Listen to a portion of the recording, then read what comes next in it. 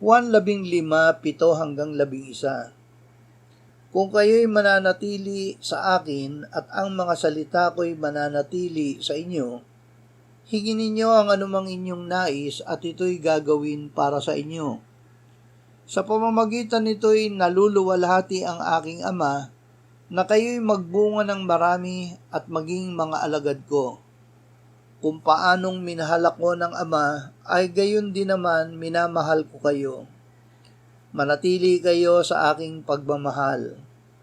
Kung tinutupad ninyo ang aking mga utos, ay mananatili kayo sa aking pag-ibig, gaya ng aking pagtupad sa mga utos ng aking Ama, at ako'y nananatili sa kanyang pag-ibig.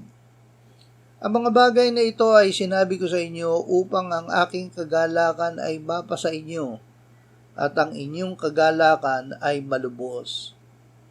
Mahal ng Ama at ng Anak. Ang anak ng Diyos ay minamahal ng Ama. Tayo ay minamahal ng Anak ng gayon ding pag-ibig.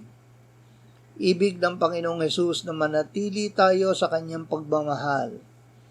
Ang paraan ay pagpapanatili ng kanyang salita sa atin at pagtupad ng kanyang mga utos, gaya ng ginawa niyang pagtupad sa utos ng Ama. Sa paraang ito ay isa sa atin din ang kagalakan ni Jesus, at ito ay magiging lubos.